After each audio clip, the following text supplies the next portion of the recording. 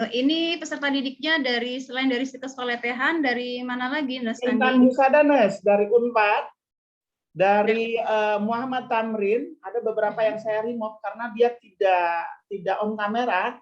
Kita tunggu dia tidak on kamera, ya saya remove. Dari Muhammad Tamrin itu 6 orang untuk di laboratorium patologi klinik kita. Kemudian juga dari Poltekkes Banten itu dari laboratorium juga, analis juga, Nes. Oke, ya. Baik. Terima kasih. Selamat siang. Assalamualaikum warahmatullahi wabarakatuh. Adik-adik peserta didik yang pada kesempatan hari ini sudah bergabung untuk mengikuti kegiatan orientasi bagi peserta didik klinis. Karena saya tahunya dari Situs Koletehan aja, jadi mungkin di layar kelihatan Situs Koletehan saja. Ternyata dari MH Tamrin, kemudian ada yang dari dari mana? Dari Poltekkes Banten. Poltekkes Kemenkes Banten, selamat datang. Dan Unpad? Semarang, Dok, Anas. Undip ya, Undip. Semarang, betul. Oke, Undipnya dari mana itu? Fakultas apa? Farmasi, Nes. Fakultas Farmasi. Ya. Oke, baik. Sekali lagi selamat datang di RSUD Dr. Aji Darmo. Nah, karena adik-adik semua hari ini sudah diterima secara resmi oleh direktur kami bergabung untuk memberikan pelayanan pada pasien di lingkungan RSUD Dr. Aji Darmo, maka perlu adik-adik semua dibekali dengan beberapa materi yang nantinya akan menjadi bekal dalam melaksanakan pendidikan klinis di RSUD Dr. Aji Darmo. Salah satunya adalah budaya kerja dan pelayanan prima di RSUD Dr. Aji Darmo. Kenapa harus bisa memahami budaya kerja di suatu institusi? Karena sekali lagi tak kenal maka tak sayang. Mungkin tadi yang dari Undip dari Semarang atau dari Tamrin MH Tamrin yang di Jakarta tidak memahami bagaimana budaya kerja di suatu institusi atau khususnya budaya secara umumnya di suatu daerah, maka ini kami ingin memperkenalkan bagaimana budaya kerja dan pelayanan prima di rumah sakit kami.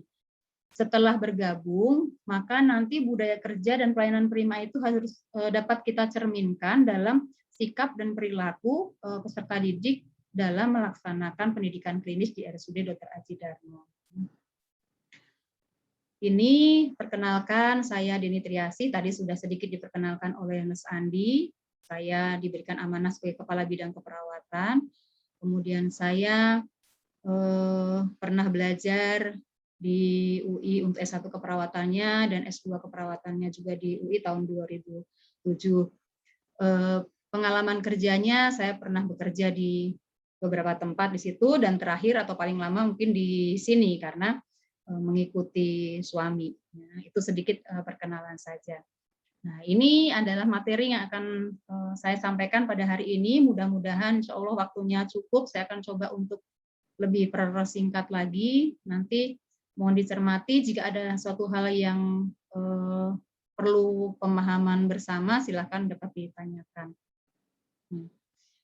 Jadi kalau kita sebelum kita mempelajari tentang budaya kerja, ya, dari beberapa hasil penelitian bahwa ternyata motivasi kerja seseorang itu banyak yang mempengaruhi atau banyak faktor yang mempengaruhi. Dan dari hasil penelitian itu juga teridentifikasi bahwa nilai-nilai suatu organisasi itu yang sangat besar pengaruhnya terhadap kinerja seseorang atau dalam motivasi kerja seseorang. Ya.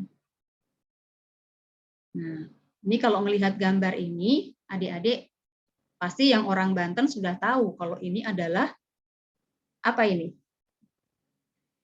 Ini gambarnya nggak keluar, Bu, Ma.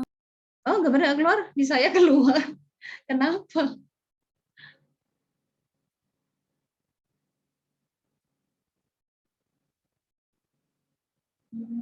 Kelihatan? Maaf. Belum ada, Nes. Belum ada, Bu. Belum ada, Nes. Kenapa ya? Padahal aku jadiin host, Nes. Bisa nggak? Bisa, Nes. Suaranya udah keren nih. Kemarin suaranya hilang. Ini kan pakai laptop orang. Dibuka dulu, Nes. Dibuka dulu PPT-nya. Biasa nanti setelah dibuka, share screen biasanya muncul ya. Tinggal di-share sama kita. Sudah, ini sudah dibuka loh. Tapi belum keluar, Nes. Ini Belum muncul juga. Apa mau dibantu? boleh. Boleh ya. Siap. Nah, Ada, Mas Andi ada materinya? saya lihat dulu, Nes. Saya lihat dulu ya, Nes. Biasanya harusnya ada. Karena semua pemateri saya kumpulin. Untuk backup saja, Nes. Ntar ya, Nes. Biasanya Nes Denny ini teman-teman share sendiri karena memang ada trouble untuk ini keluar, Nes. Ini Iya. sudah keluar, tuh udah. Bentar, Silakan. ada yang ngeganggu. Oke. Udah keluar, udah dua-duanya dapat. Sip. Keluar, Nes. Bagus sekali. Iya, oi. Maaf ya, adik-adik. Kenapa nggak dari halaman pertama aja tadi saya ngobrol ngalor ngidul, ternyata belum keluar. Ya mungkin baru bicara aja tanpa PPT udah terhipnotis ya teman-teman. Maaf, saya lanjutkan ya, adik-adik. Jadi kalau adik-adik melihat gambar ini kan salah satu budaya ya, salah satu budaya. Kalau kita melihat bentuk seperti ini, kita sudah bisa melihat bahwa itu budaya dari mana begitu ya. Ini dari Banten ya, gitu karena kita orang Banten. Jadi itu budaya, itu tindakan hasil karya manusia, nanti menjadi milik manusia, kemudian dipelajari. Jadi budaya itu nggak tiba-tiba, tapi nanti menjadi identitas suatu daerah atau suatu, kalau kita ngomong institusi, suatu identitas suatu institusi, tapi itu harus dipelajari. Nah, ini kalau nanti adik-adik melaksanakan pendidikan klinis gitu, sebenarnya apa sih gitu maknanya bagi adik-adik itu apa? Jangan sampai hanya waktu terlewat kemudian selesai gitu, tapi harus dilewati dengan dengan sungguh-sungguh gitu. Ada beberapa hal yang menyebabkan kenapa menjadi tidak sungguh-sungguh gitu. Menurut Sini Jamil Az-Zaini ini di sini kenapa seseorang itu loyo dalam bekerja, atau nanti bisa di sini bisa sejajarkan adik-adik dalam melaksanakan pendidikan klinis, kenapa sih ogah-ogahan, kenapa sih malas-malasan, kenapa sih yang penting hari ini praktek dari pagi sampai sore, atau yang dinas sore-sore sampai dengan malam, waktu selesai tuntas begitu, tidak mendapatkan apa-apa gitu. Nah, ini ternyata ada 3 hal yang mempengaruhi. Pertama, tidak punya visi yang jelas, jadi hanya rutinitas. Jadi pada saat mau melaksanakan pendidikan klinis, begitu berangkat mau praktek klinis, sudah punya dulu visi. Nanti pada saat masuk ke ruangan, pada saat datang ke rumah sakit itu mau ngapain, itu sudah tergambar. Ya, tentunya adik-adik pasti memiliki kompetensi yang ditetapkan oleh institusi sesuai dengan garis besar program pendidikannya. Jadi tetapkan dulu, punya visi yang jelas pada saat mau berangkat praktek klinis. Jadi bukan hanya tadi datang, yang penting datang kemudian pulang ada daftar hadir gitu, ketemu dengan CI, hanya seperti itu saja. Yang kedua, kita tidak punya keahlian. Kalau orang bekerja nggak punya keahlian itu, jadi mau ngapain gitu. Jadi udah datang ke kantor bingung mau ngapain. Demikian juga adik-adik. Saya percaya di laboratorium klinis institusi, adik-adik sudah ditempa, sudah diuji kompetensinya sebelum masuk ke pendidikan klinis di wahana rumah sakit. Pada saat adik-adik dinyatakan sudah kompeten di laboratorium klinis institusi pendidikan, maka adik-adik memiliki keahlian. Nah, disinilah di wahana rumah sakit inilah adik-adik akan diuji kompetensi atau keahlian adik-adik yang katanya lulus di laboratorium tadi, mampu nggak, kompeten nggak untuk diaplikasikan kepada pasien secara langsung.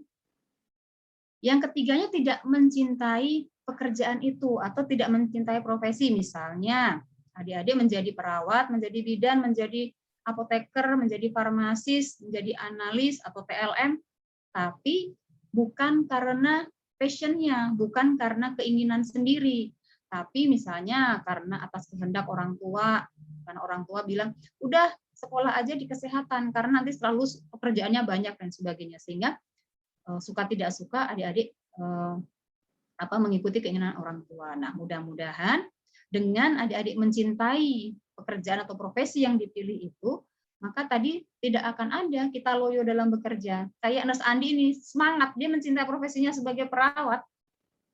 Ya Nurse Andi ya. Jadi yang ada semangat aja, bahwa karena ingat bahwa tujuan kita adalah melayani. Pada saat kita memberikan melayani, banyak bonusnya. Bonusnya adalah kepuasan masyarakat, kepuasan pasien, kepuasan pribadi kita karena sudah bisa menolong orang lain, dan kepuasan kita mendapatkan pahala. Baik, nah ini kita ke budaya kerja. Budaya kerja di RSUD Dr. Adji Darmo itu nilai-nilai organisasi yang sudah ditetapkan, di mana nilai-nilai organisasi itu wajib seluruh pegawai di rumah sakit ini menginternalisasi nilai-nilai budaya kerja tersebut sehingga menjadi sikap dan perilaku kita sehari-hari. Budaya kerja yang pertama adalah cager awakna. Ini kalau orang Sunda tahu, kalau bahasa Indonesia adalah sehat badannya. Sebelum kita memberikan pelayanan kepada masyarakat, maka pemberi layanan itu harus sehat dulu, bukan cuma badannya. Nanti kita urai cager awakna itu nilai-nilai yang terkandung di dalamnya apa. Budaya yang kedua adalah bager hatena atau baik hatinya. Dan yang ketiga adalah bagja milikna. Ini moto RSUD yang menjadi budaya kerja di rumah sakit RSUD Dr. Adji Darmo. Nah, penting bagi adik-adik semua untuk bisa memahami nilai-nilai organisasi yang terkandung di dalam budaya kerja ini, sehingga nanti pada saat melaksanakan pendidikan klinis, nilai-nilai kerja itu bisa diinternalisasi dan bisa diaplikasikan dalam memberikan pelayanan. Yang pertama adalah cager awakna tadi. Nilai-nilai yang terkandung di dalamnya diantaranya ya berdoa sebelum mengerjakan sesuatu, kemudian pola hidup yang sehat. Mudah-mudahan untuk yang adik-adik cowok ya, mohon untuk tidak coba-coba merokok ataupun membawa rokok ke dalam lingkungan rumah sakit. Karena sesuai dengan Undang-Undang Rumah Sakit, bahwa rumah sakit itu bukan hanya bebas asap rokok, tapi bebas rokok. Ya, jadi termasuk tidak boleh membawa rokok meskipun ibu nggak dinyalain ini, cuma di kantong ini tetap tidak boleh. Ya, nanti kalau pas dimonitoring oleh Nurse Andi, dimonek oleh CI, oleh kepala ruangan, didapatkan adik-adik membawa rokok, bahkan melakukan perbuatan yang tidak baik, dalam hal ini merokok, maka mohon maaf kalau nanti kita peringatkan dan bisa jadi itu akan dikembalikan institusi pendidikan karena itu melanggar tata tertib yang ada di rumah sakit kami. Ya, jadi ini cager awakna diantaranya ini adalah nilai-nilai yang terkandung di dalamnya. Yang berikutnya adalah bager hatena. Baik hatinya maknanya di sini adalah adik-adik coba terapkan 5S lah minimal. Senyum, sapa, salam, sopan, dan santun gitu. Kalau bisa sampai ke 8S, alhamdulillah. Artinya tetap sabar, semangat, dan solid dalam melaksanakan pekerjaan atau melaksanakan pendidikan klinisnya. Kemudian saya yakin di adik-adik pada saat melaksanakan pendidikan klinis dibekali dengan daftar tilik jika itu melakukan suatu perasat atau suatu tindakan. Nah, ada baiknya nanti adik-adik confirm ya di dalam daftar tilik yang dibawa dari institusi pendidikan, coba dikonfirm terkait dengan SPO yang ada di rumah sakit. Ada gap atau enggak? Jangan sampai nanti pada saat melakukan suatu perasat atau suatu tindakan, adik-adik mengacu ke daftar tilik, tapi misalnya enggak match dengan SPO yang ada di kita, gitu. Karena biar bagaimanapun, semua tindakan yang adik-adik kerjakan itu menjadi tanggung jawab rumah sakit. Ya, karena begitu hari ini tadi diserahkan oleh masing-masing pimpinan dari institusi pendidikan, kemudian diterima oleh direktur, sepenuhnya menjadi tanggung jawab pimpinan yang ada di rumah sakit ini, termasuk kinerja atau tampilan klinis dari adik-adik semua. Ya, jadi saya ingatkan kembali pada saat akan melakukan tindakan, jadi daftar tiliknya coba di match dulu, jangan sampai misalnya ada yang miss dan itu critical point gitu ya. Jadi nanti dilihat.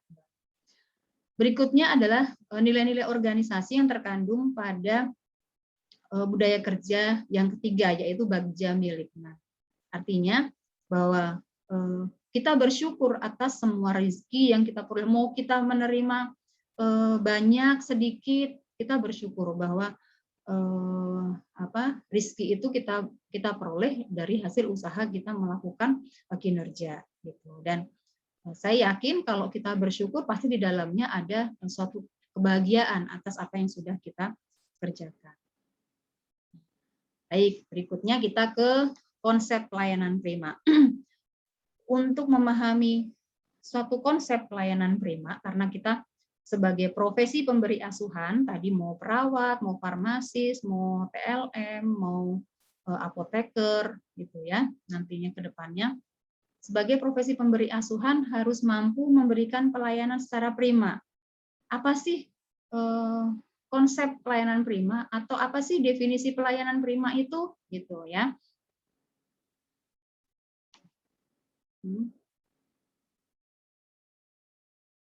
Ya. Apa sih pelayanan prima itu? Nah, adik-adik mungkin bisa mengingat-ingat kembali bahwa kita dimanapun, kapanpun, kita selalu berhubungan dengan banyak orang, banyak keperluan.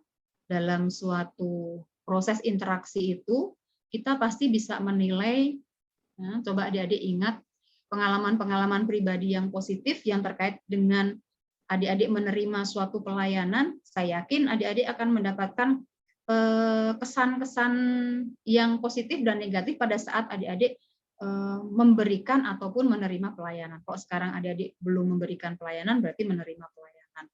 Pasti saat itu adik-adik berpikir bahwa kalau kita ingin mendapatkan pelayanan, pasti ingin mendapatkan pelayanan yang lebih dari yang kita harapkan. Atau adik-adik awalnya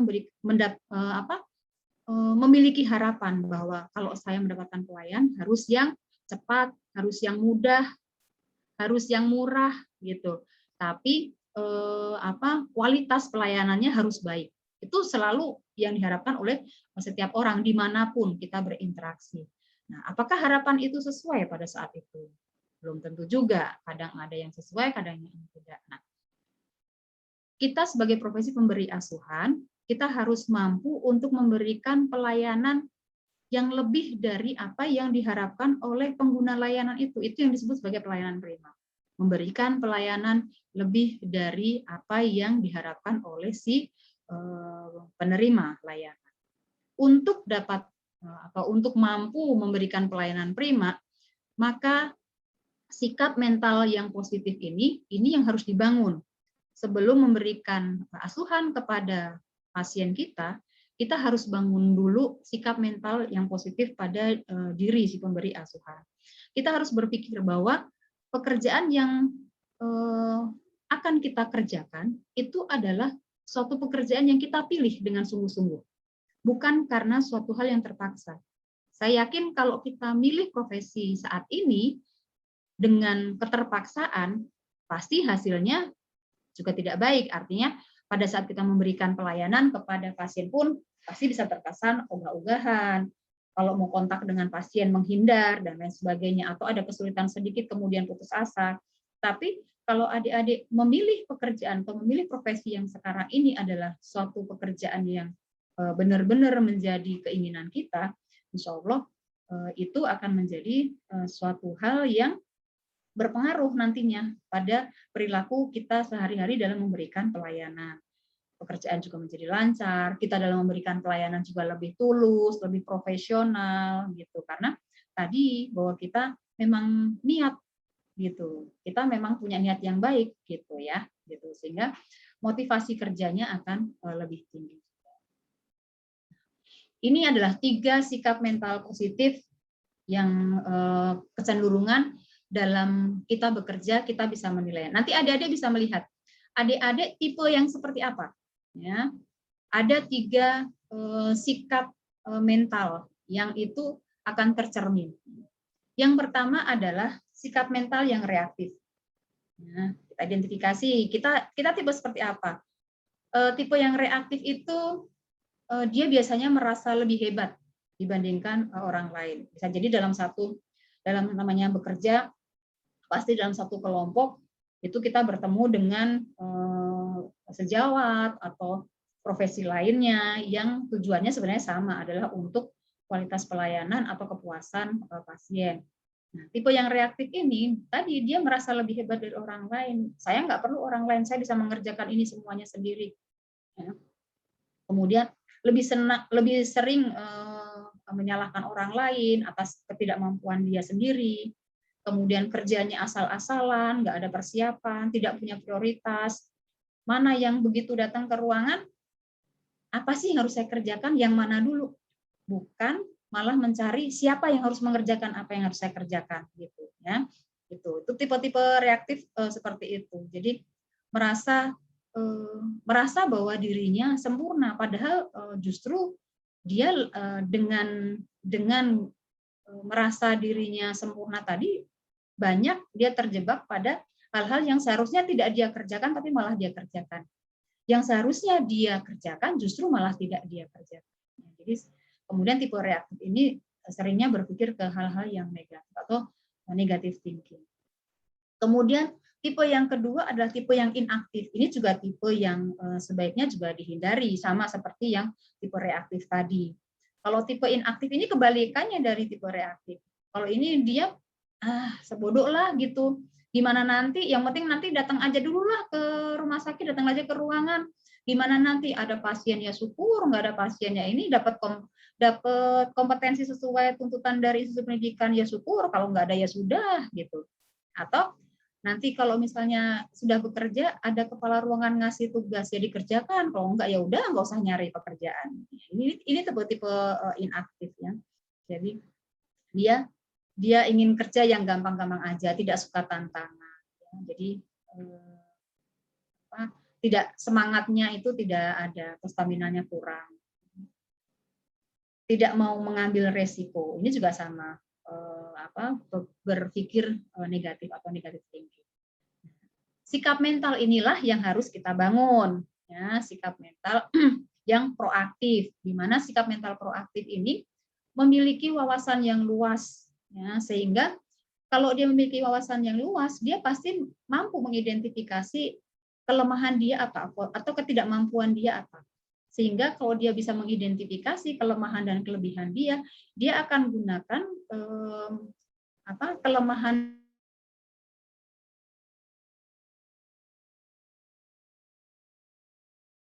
yang dia punya dalam hal kerjaan terutama, ya. Kemudian tipe proaktif ini dia bekerja tertata dengan rapi. Dia merencanakan semua pekerjaannya. Hari ini saya akan pendidikan klinis di ruang misalnya di IGD. Di IGD itu saya sudah pelajari bagaimana saya melakukan triase. Nanti kalau saya ditempatkan di triase, saya harus mengerjakan apa? Kalau saya ditempatkan di P1, saya akan mengerjakan apa? Di P2 seperti apa? Di P3 seperti apa? Jadi begitu datang ke IGD, dia sudah punya planning, dia sudah punya perencanaan hari ini mau ngapain, dan nanti harus seperti apa. Itu tipe yang proaktif. Ya. Kalau ada orang lain yang ternyata lebih mampu, lebih kompeten dari dia, maka dia tidak akan menganggap orang itu sebagai saingannya atau sebagai rivalnya. Bagi saya untuk menggali ilmu saya lebih dan lebih lagi. Tipe proaktif ini juga inisiatifnya cukup tinggi, tidak nunggu disuruh-suruh. Jadi begitu ada pekerjaan dia langsung mengerjakan. Atau dia tipe yang misalnya kalau peserta didik, dia akan datang ke si A, kakak saya sudah mengerjakan ini, apa lagi sih yang bisa saya bantu dan sebagainya. Itu tipe yang inisiatifnya cukup tinggi. Kerja nggak perlu diawasi. Kalau ada si A-nya atau ada kepala ruangannya kelihatannya rajin gitu. Tapi nanti nggak ada si A, nggak ada kepala ruangannya, ya gitu. gitu. Itu kalau tipe proaktif, kerja itu nggak perlu diawasi dan tidak menyalahkan orang lain. Dan yang paling penting adalah selalu berpikir positif. Nah, berikutnya ini tadi ya, saya katakan bahwa pelayanan prima adalah pelayanan yang kualitasnya lebih dari harapan dari pengguna layanan. Nah, ini nah sebelum kita lebih dalam lagi ke pelayanan prima, ini tadi baru definisinya, adik-adik juga perlu pahami dulu kaitannya dengan kalau kita mau memberikan pelayanan secara prima, adik-adik harus tahu siapa sih pelanggan kita. Kita harus bersikap secara prima kepada siapa? Siapa pelanggan kita? Maka kenalilah ada pelanggan internal dan pelanggan eksternal. Siapa pelanggan internal kita? Pelanggan internal adalah semua orang yang ada di dalam organisasi ini, semua orang yang ada di dalam rumah sakit ini, yang secara langsung atau tidak langsung memberikan pelayanan.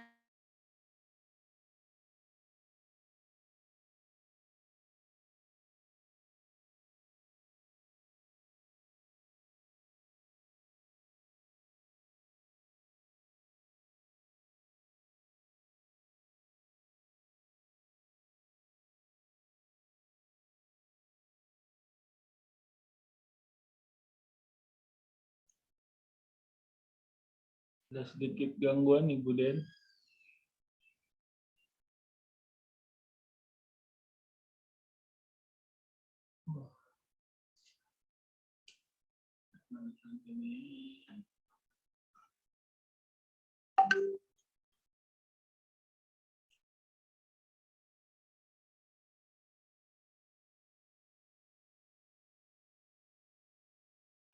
Bu Den, suaranya hilang, Bu.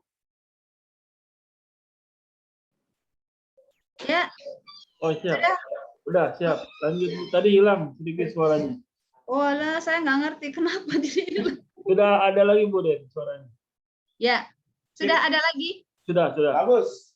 Bagus. Ya, baik. Saya lanjutkan ya. Masih ke pelanggan. Tadi sampai ke pelanggan internal dan eksternal ya? Iya, Bu. Ya, oke. Jadi tadi sebelum kita lebih jauh memberikan pelayanan prima harus paham dulu siapa pelanggan kita yang akan kita berikan layanan. Artinya kita bersikap memberikan pelayanan prima itu ke siapa? Apakah hanya ke pasien saja? Tentu tidak ya. Jadi termasuk di dalamnya adalah pelanggan internal. Ini kenali pelanggan internal kita dulu. Semua orang yang ada dalam rumah sakit ini adalah pelanggan internal yang memberikan pelayanan baik secara langsung maupun tidak langsung. Yang berikutnya adalah pelanggan eksternal. Ini kenapa? Oke. Yang berikutnya pelanggan eksternal. Pelanggan eksternal siapa di sini? Yaitu semua orang yang menggunakan jasa layanan kita. Ya. Siapa harus kita kenali siapa pelanggan kita, kemudian apa yang mereka inginkan. Di pelanggan eksternal itu adalah pasien. Pasien, keluarga pasien, masyarakat yang menggunakan produk atau jasa pelayanan kita. Ya. Gitu. Jadi kalau kita ingin memberikan pelayanan prima kepada mereka, kenali dulu siapa pelanggan kita, latar belakangnya, budayanya seperti apa gitu. Kenapa mereka datang ke rumah sakit, apa sih yang dia rasakan, apa yang dia harapkan. Kalau kita mencoba untuk menggali hal-hal yang hal-hal kenapa pelanggan eksternal ini datang ke rumah sakit untuk mendapatkan pelayanan kita, nanti kita akan dengan kita tahu kita akan bisa merencanakan bagaimana cara kita membantu mereka. Ini 5 dimensi kualitas pelayanan. Kalau kita ingin memberikan pelayanan prima, maka 5 dimensi ini harus kita persiapkan. Ya. Fokus untuk meningkatkan kualitas pelayanan. Yang pertama adalah tangible atau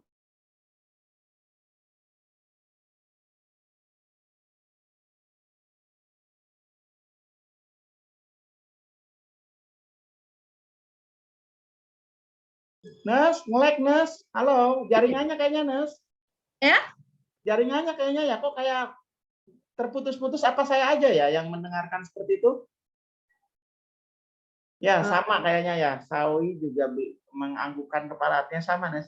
Jaringannya awas. Siap, Nes. Boleh, Nes. Titi, internetnya lancar kan?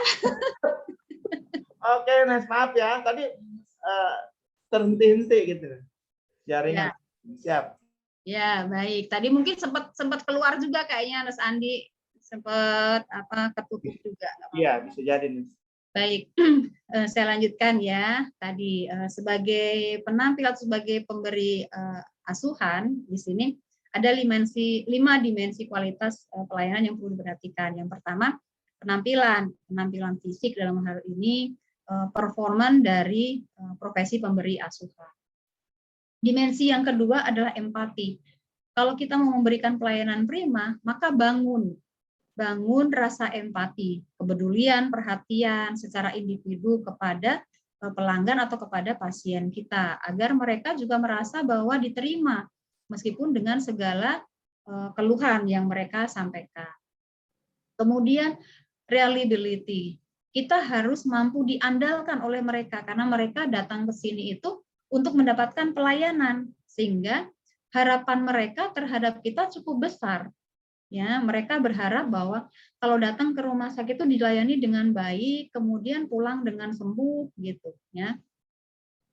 Yang keempat adalah responsiveness atau tanggap ya. Kita antusias dalam melayani atau memberikan pelayanan dengan cepat. Begitu pasien minta tolong segera direspon. Dan dimensi yang terakhir adalah assurance atau kepercayaan, bahwa keramahan kita, pengetahuan yang kita punya untuk memberikan informasi, untuk memberikan penjelasan kepada mereka dengan keandalan kita, itu akan ditangkap oleh pasien dengan baik, sehingga pasien atau pelanggan kita yakin bahwa dan percaya bahwa mereka memasrahkan dirinya kepada profesi pemberi asuhan yang handal, dan dia akan percaya bahwa oh kalau saya datang ke RSUD Dr. Aji Darmo dalam keadaan awalnya banyak keluhan terkait dengan penyakitnya, setelah diberikan pelayanan pulang dengan merasa bahwa saya puas terhadap pelayanan diberikan oleh profesi pemberi asuhan di Aji Darmo. Nah, namun seringkali tidak semudah itu ternyata kita ingin memberikan pelayanan prima. Ada yang namanya service point, di mana ada titik-titik temu antara pelanggan internal dan eksternal yang seringkali muncul konflik di sana. Ini diantaranya beberapa titik-titik temu antara pelanggan internal dan eksternal yang seringkali muncul konflik. Akhirnya pelayanan prima yang tadi diharapkan oleh si pelanggan itu bisa jadi tidak dapat dicapai. Di antaranya di pendaftaran, pada saat di ruang admisi, di kasir, di obat, atau pada saat di ruangan memberikan asuhan, itu bisa saja terjadi. Nah, itu gap-gap itu muncul atau konflik itu muncul karena hal-hal seperti ini. Karena si petugasnya bisa jadi tidak memahami tentang harapan dari si pelanggan tadi, atau mungkin memberikan janji yang nggak bisa ditepati, atau standar pelayanan yang tidak dipahami oleh si pemberi asuhan. Jadi banyak faktor yang menyebabkan kesenjangan dalam pelayanan yang menimbulkan konflik di titik temu tadi. Inilah harapan pengguna layanan. Kalau tadi kita melihat dari dimensi pemberi asuhan, ini kita lihat dari pengguna layanan, di mana mereka mengharapkan 7 hal ini pada saat dia datang ke rumah sakit.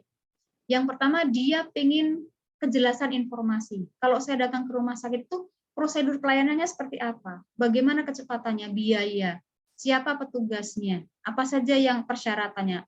Kalau misalnya mereka mau komplain, mau ngeluh harus kemana? Itu adalah informasi-informasi pelayanan yang perlu mereka dapatkan pada saat di rumah sakit ini. Yang harapan yang kedua adalah tentunya rasa aman dan nyaman.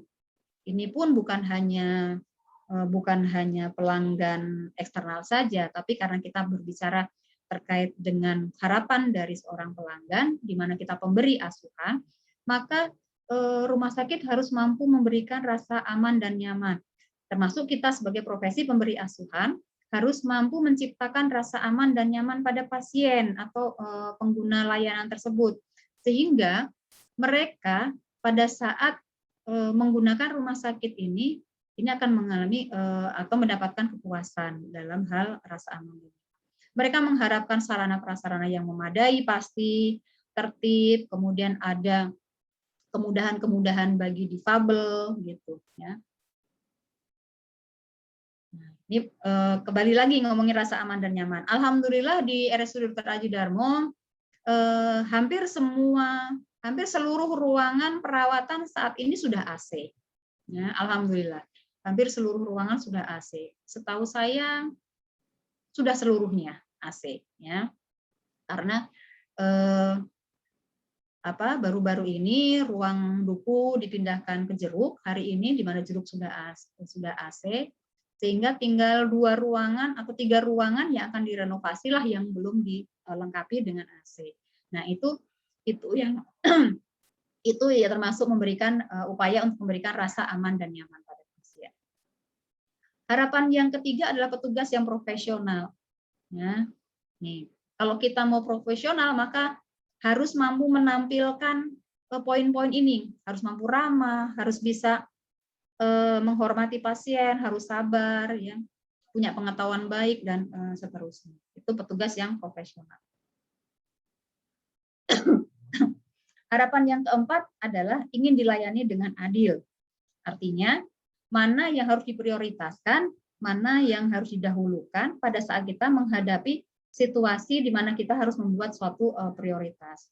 Di antaranya misalnya difabel mungkin harus lebih didahulukan pada saat pendaftaran, atau yang lansia, dan sebagainya. Harapan yang selanjutnya adalah ingin dipahami keinginannya, sehingga tadi pada di awal kita membahas bahwa kita harus tahu dulu sebenarnya pelanggan itu atau di sini pelanggan eksternal itu harapannya seperti apa sih, apa yang diinginkan pada saat mereka datang ke rumah sakit untuk mencari pertolongan itu. Nah, itu kita akan coba pahami keinginannya agar kita mampu memberikan pelayanan sesuai dengan harapan dari pelanggan. Nah, dan yang berikutnya adalah mudah dihubungi. Kalau dicari ada di tempat. Ya, ini untuk adik-adik. Ini ada di NES. Malamnya nggak NES mereka NES? Kebetulan nggak NES. Jadi disetting untuk pagi dan siang saja. Itu permintaan dari institusi pendidikannya sendiri NES, dari Paletehan. Baik. Jadi meskipun dinas pagi atau dinas sore, pada saat situasi misalnya sedang tenang gitu, tidak frekuensi ke pasiennya berkurang, coba untuk tetap di nursing station selalu ada petugas sehingga keluarga pasien atau keluarga pasien yang mencari petugas itu mudah untuk dihubungi untuk mendapatkan informasi. Nah, ini adalah smart program, di mana smart program ini dibangun untuk membentuk profesi pemberi asuhan mampu memberikan pelayanan secara prima. Smart program itu singkatan, ya, itu smart itu. Yang S dari kata smart adalah senyum sapa bagi setiap pelanggan. Nah, ini nanti adik-adik harus mampu mengaplikasikan ini dalam sikap dan perilaku selama melaksanakan pendidikan klinis, gitu. Kenapa sih penting 5S itu, atau kenapa penting senyum sapa bagi setiap pelanggan? Nah, ini ada alasannya. Yang berikutnya adalah menarik sepanjang hari. Ya. Menarik nggak harus ganteng, menarik nggak harus cantik, ya, tapi harus rapih. Ya. Rapih, kemudian bersih, menggunakan seragam dengan identitas. Kalau nanti adik-adik tidak menggunakan identitas atau tidak lengkap performanya, mohon maaf kalau nanti ditegur gitu oleh si A, oleh kepala ruangan atau oleh diklat, bisa jadi. Menarik sepanjang hari. Yang ketiga adalah antusias berbicara melalui telepon. Selama ini mungkin adik-adik menggunakan telepon seperti biasa, diawali dengan halo dan lain sebagainya. Nah, untuk di budaya kerja di Rumah Sakit Dr. Adji Darmo, antusias menggunakan atau antusias berbicara menggunakan telepon itu ada ketentuannya seperti ini. Ya, jadi kita tidak diperkenankan mengatakan halo apa gitu, tapi selalu pada saat berdering telepon yang ada di ruangan, karena setiap ruangan sudah dilengkapi dengan iPhone yang memudahkan komunikasi antar ruangan. Begitu berdering, maka adik-adik wajib mengangkat sebelum dering ketiga. Sebelum dering ketiga harus sudah diangkat, dan selalu diangkat dengan mengucapkan salam. Ya, mengucapkan salam, mengucapkan selamat pagi, siang, sore, malam, mengatakan siapa diri kita, kemudian dari ruang mana, kemudian apa yang bisa dibantu. Misalnya, Assalamualaikum, selamat siang dengan Denny dari bidang keperawatan. Ada yang bisa saya bantu? Biasakan mengucapkan kata seperti itu. Itu yang dimaksud dengan antusias dalam berbicara melalui telepon. Kemudian jangan cuma, halo siapa ini? Gitu. Di setiap akhir pembicaraan selalu tanyakan, ya, apakah sudah jelas tadi yang disampaikan? Ya, kemudian upayakan untuk menindaklanjuti informasi dan hasilnya. Nah, ini tadi ya. Kemudian yang keempat adalah responsif dalam menangani setiap keluhan pelanggan. Nah, ini seringkali banyak komplain terkait dengan responsif ini. Ya, jadi teman-teman mencoba untuk lebih tanggap pada saat pasien itu menyampaikan keluhan atau membutuh bantuan, segera direspon. Jika saat itu tidak segera merespon atau sedang tanggung melakukan pekerjaan yang lainnya, maka berikan penjelasan atau berikan informasi kapan bisa membantu dari pasien tersebut. Tapi itulah bentuk responsif dari keluhan yang disampaikan oleh pelanggan. Nah, ini bentuk-bentuk bahasa atau komunikasi yang sifatnya responsif. Ya. Berikutnya yang kelima adalah terampil dan meningkatkan diri terus-menerus. Artinya kita tidak cukup puas dengan capaian kinerja kita saat ini, kita belajar terus-menerus, memperbaiki diri terus-menerus, ya, agar pelayanan prima dapat kita berikan kepada pelanggan eksternal atau internal kita. Itu adalah SMART program. Jadi program yang harus kita laksanakan kalau kita mau memberikan pelayanan secara prima. Gitu. Nah, dari semua rangkaian tadi, bahwa kalau kita mau memberikan pelayanan prima, ya kita harus berpikir positif. Tadi sikap mental harus positif. Ya. Kemudian senyum, selalu memanggil orang dengan namanya. Bukan hanya Bapak, Ibu. Tapi Bapak, Ibunya siapa?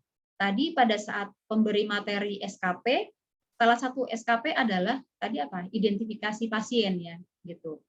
Jadi jangan ditanya Bapak namanya ini ya, tapi ditanya Bapak namanya siapa. Setelah kita tahu, setiap kita akan memberikan tindakan, panggil nama pasien, bukan hanya Bapak atau Ibu saja. Ya. Ini adalah 12 hal-hal untuk kita mampu memberikan pelayanan prima sportif. Jangan lupa selalu ucapkan kata terima kasih pada saat kita memberikan pelayanan kepada pasien, karena mereka sudah menggunakan rumah sakit ini sebagai jasa pelayanan. Baik, ya, ini mudah-mudahan pelayanan prima itu nggak bisa tiba-tiba. Jadi memang mungkin awalnya terasa berat. Ya. Kalau terasa berat berarti harus dipaksakan. Ya. Jadi budaya pelayanan prima itu ditetapkan dulu tadi di Aji Darmo, cager awakna, bager hatena, bagja milikna, dengan nilai-nilai yang ada di dalam, yang terkandung di dalamnya. Setelah ditetapkan, kemudian diterapkan. Kita kerjakan sehari-hari. Berat. Ya memang perlu dipaksakan. Kalau sudah dipaksa ya terpaksa. Setelah terpaksa nanti akan menjadi biasa. Setelah menjadi biasa akan menjadi budaya. Nah, itu mudah-mudahan adik-adik selama melaksanakan pendidikan klinis di RSUD Dr. Aji Darmo ini mampu menunjukkan sikap dan perilaku budaya pelayanan prima. Nah, mudah-mudahan kompetensi yang ditetapkan oleh institusi pendidikan dapat dicapai dan rumah sakit mampu memfasilitasi kebutuhan dari adik-adik semua. Itu saja yang dapat saya sampaikan, mudah-mudahan bermanfaat. Terima kasih atas perhatiannya. Wabillahi taufiq wal hidayah. Wassalamualaikum warahmatullahi taala wabarakatuh. Waalaikumsalam. Ada Eka nggak? Eka Sulika, ada nggak? Terima kasih Mas Denny yang telah memaparkan materinya yang saat ini sedikit sekali kendalanya.